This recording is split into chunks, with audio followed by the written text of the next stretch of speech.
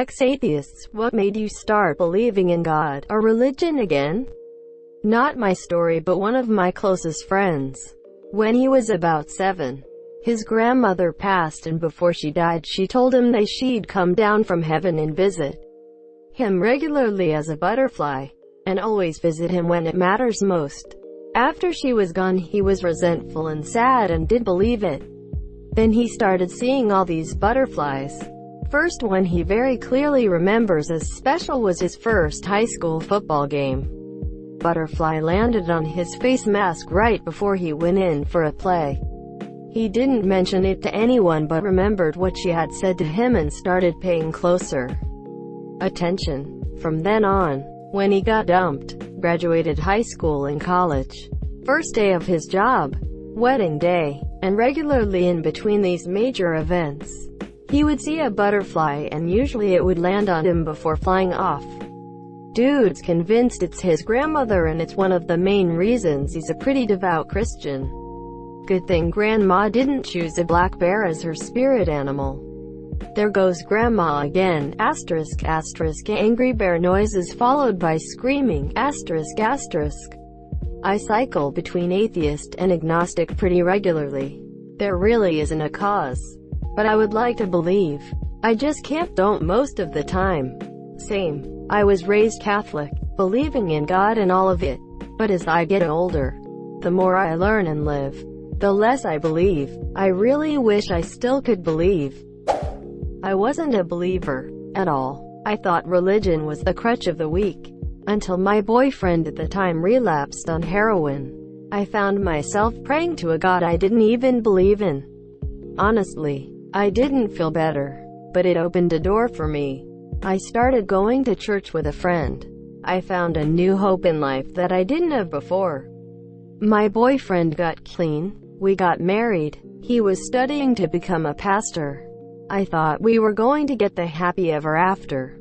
He relapsed and overdosed last month. During the first few days after his passing, I wondered what his death meant for my faith.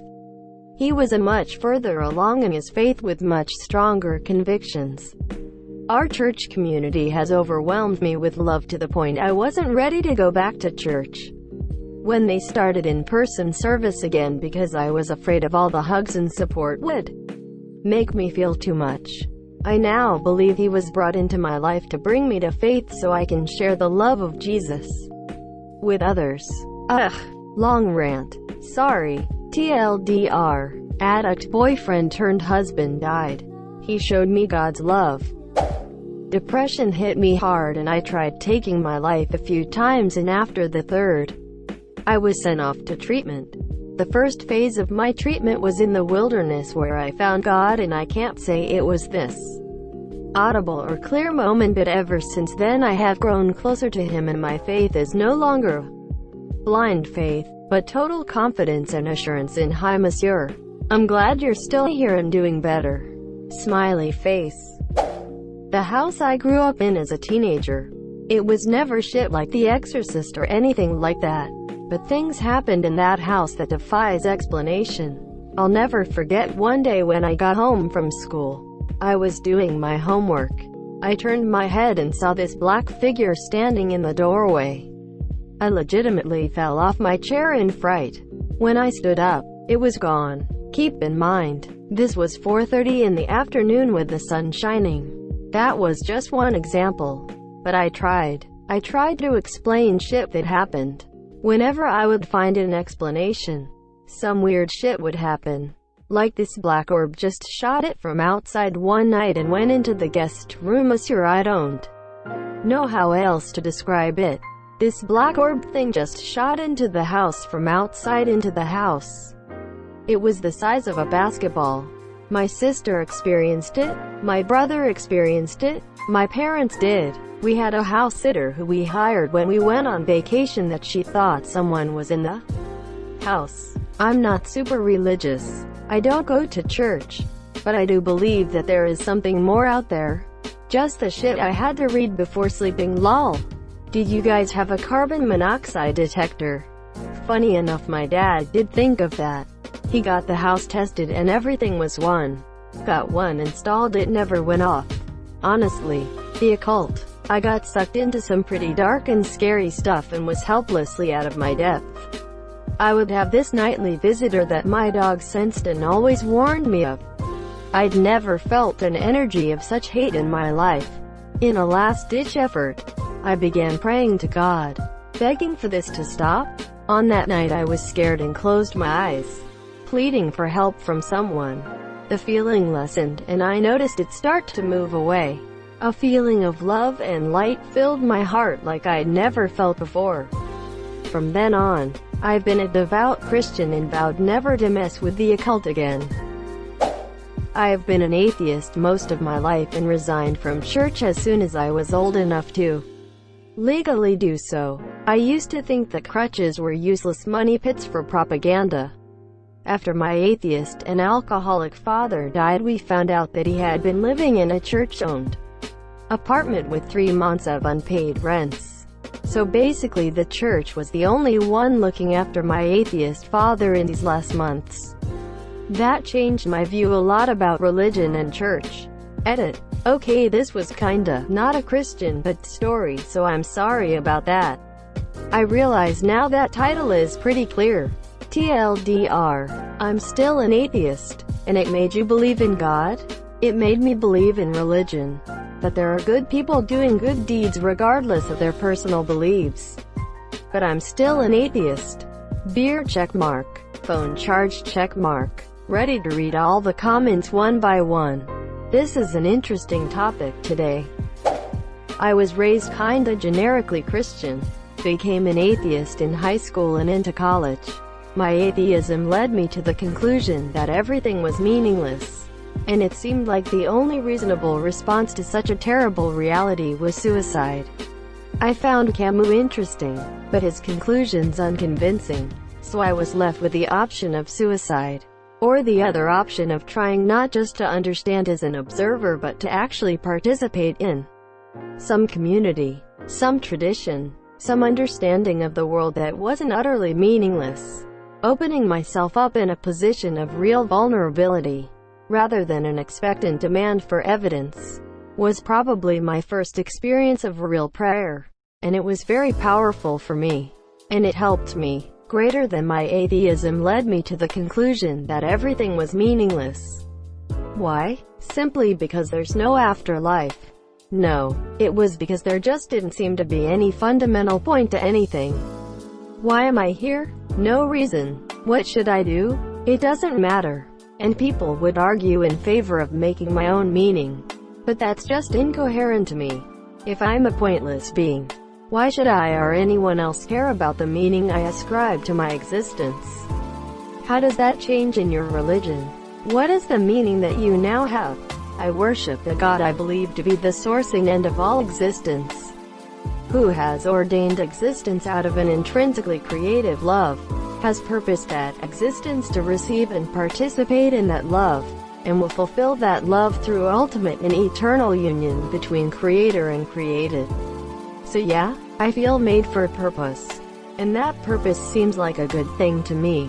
It sounds like you glanced over atheism and went straight into nihilism. Your nihilism is quite depressing, emo, and a dark hole to fall into. I think nihilism is the most reasonable conclusion of atheism. I didn't always. But over time, I just wasn't convinced by anything else I was reading. Like I said, I gave Camus a try. And I quite liked his writing. I just didn't find his conclusions convincing. I was an atheist, up until about 2 months ago. I found out my estranged dad had overdosed, and his odds weren't exactly great. I'd never really gotten a chance to properly say goodbye to him. And that's one of my biggest regrets. So I got down on my knees and prayed for the first time in years. He lived, and whether or not God looked down and took pity on me that day, I consider myself a believer. Try not to take this too personally. But these God answered my prayers pisses me off. Did George Floyd pray to God to save him? I'm guessing that he did. How about the people on the planes on 9/11s? It's like when there's a horrific bus crash with mass fatalities. and the lucky survivor claims that God was watching over him. It's beyond crass and hubris. I perfectly understand your perspective, but in both cases you described, the innocent people who died as a result of the actions of others, made capable by their free will. Suppose God exists, if he granted free will, but then just intervened whenever you used it in a way he didn't approve of. Would that really be free will? It seems that the inherent cost of free will is the ability for people to inflict suffering on each other. Also, if God exists and the victims were taken into eternal life and peace immediately following their passing, then the story really isn't as bleak as you've made it out to be. Again, I understand your perspective, but I think it's a bit dismissive to call it beyond crass and hubris. How would you personally solve the issue of both 1. Granting humanity free will, and 2. Disallowing humans from ever harming others? Well, even in the Bible there are times where God intervenes because a believer prays for it, so I guess he doesn't really care all that much about free will in the first place. And what about all the examples of people that have died of other diseases that had people praying for them? Like kids with cancer. What makes this guy's dad worth saving over them? Not exactly an atheist, but I grew up in the church, and for a long time I just stopped going to church and stopped thinking about God, religion. Lately I've been struggling with my depression, anxiety, ADHD symptoms. My girlfriend and I found out our cat has cancer, and my girlfriend's car pretty much broke right before she has to start a new job. I started praying again, and I got this thought in my head. It was a Bible verse. Don't remember which one, but it was Old Testament. And I cracked open a Bible and flipped to the verse. I don't remember what it said exactly, but it was something along the lines of "Nobody is beyond the Lord saving them." That stuck with me, and for a few weeks now I've tried to pray every night before bed. And I've been reading the Bible again. I finished the whole book of Joshua in a few hours, and now I'm on Judges. That's wonderful. Try reading the New Testament, especially the book of John, as it is full of life and it will introduce you to the Helper, the Holy Spirit, who is the voice within all of us but many may not realize. Maybe downvoted, but fuck it, just like to say our atheism is one of the most toxic subs regardless of whether you are religious or not. It's just a whole lot of negativity and happiness when a group of religious people fuck up. Our atheism is a place where atheists who don't want to be part of a religious group go to be part of a religious group. Most of them are atheists just because they hate religion. Most decent atheists don't need to sit around with other atheists talking about how great atheism is past the age of 19. DMT trip. Same. Thought I'd come back thinking, wow, that was crazy, maybe there is something more to this, but instead I came back absolutely certain of it and crying tears of joy. And it sounds so ridiculous to those who haven't had the experience. That's why I don't even try to explain it to people. This is no LSD or mushroom trip. Is that you, Joe? Bow hunting. I allowed the culture to make me think it was unlikely there was an omniscient and benevolent God. I spent the early years of my adulthood around atheists, and I found in the long run that their answers required the same amount of faith as that of someone who believed in a creator. They just used the whole "I believe in science" argument. Yet their definition of science was based on ridiculous assumptions. Their idea of logic was based on consensus. I later started reading apologetics from the likes of C.S. Lewis and Ravi Zacharias and started to realize that their logic was sound and the culture that screamed, "But we believe in science," could not actually logically defend their assertion. They just used the word science as a facade for them believing modern scientific consensus. And if you know anything about the history of scientific consensus, you know that it is often wrong. Therefore it cannot be used as factual cornerstone in and of itself. Science allows one to believe something and then rationally stop believing in something when it can be tested and retested with consistent negative results. Science allows you to change your beliefs. It isn't a static entity. It's okay to be wrong, because that is more data to process and learn from. Furthering science and knowledge. Science allows for God and religion. If it is proven that God exists, science is accepting of that. Science doesn't require a God, but also doesn't require that God doesn't exist. Science relishes in being wrong. New and wonderful things are discovered through being wrong. Science isn't atheist, monsieur. Science is optimist, monsieur. I agree with this statement 100%. I don't think Op was against science. He was against the dogmatic belief in whatever science currently tells you is true, or unlikely to exist, which exist among people who say, I believe in science, as an answer to, do you believe in God? Op essentially rejected the conflict thesis, allowing him to believe in God despite believing in science. Exactly. Well said. Greater than if you know anything about the history of scientific consensus, you know that it is often wrong. Yeah, and then new evidence comes along and corrects the error. Science that cannot be invalidated isn't science. What point are you trying to make? The point is that, when people say, but I believe in science, and use science as a synonym for fact, destroy their credibility.